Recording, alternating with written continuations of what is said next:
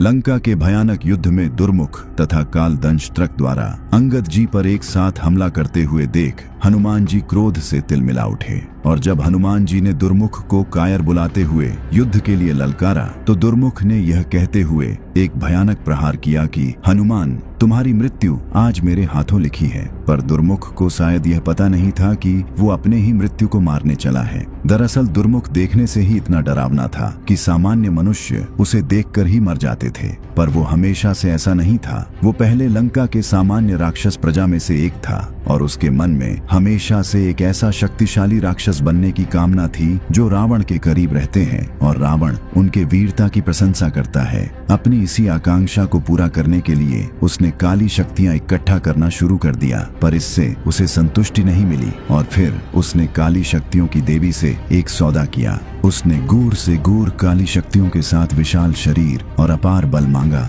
और बदले में उन्हें अपनी शरीर की सुंदरता सौंप दी। और तभी से उसका नाम दुर्मुख अर्थात जिसका मुख देखने लायक न हो पड़ गया। रावण ने उसके बल और शक्तियों का रहस्य जानकर उसे अपने सेना के एक टुकड़ी का सेनापति बना दिया। दुर्मुख जब भी किसी युद्ध में जाता तो उसके मुख को देखकर ही शत्रुओं की सेना भागने लगती और दुर्मुख आसानी से अपने शत्रु पर विजय प्राप्त कर लेता। हर युद्ध में विजय पाने वाले उस महाभट दुर्मुख को यह पता नहीं था कि आने वाले समय में उसका सामना महावीर हनुमान जी से होने वाला है और वो युद्ध उसके जीवन का अंतिम युद्ध होगा। असल में लंका युद्ध के पहले दिन ही वानर वीरों ने इतने राक्षस सैनिकों को मार डाला कि रावण भी भय से कांप गया और दुर्मुख को दूसरे दिन ही युद्ध में भेज दिया। पर दुर्मुख वानरों की शक्ति को पहचान चुका था कि इन्हें मारना आसान नहीं होगा, इसीलिए उसने वानर दल के सेनापति अंगद जी को मारने के लिए अपने साथी कालदंष्ट्रक के साथ मिलकर अंगद जी पर आक्रमण कर दिया। अंगद जी इन दोनों राक्षसों से बड़ी ही वीरता से लड़ रहे थे।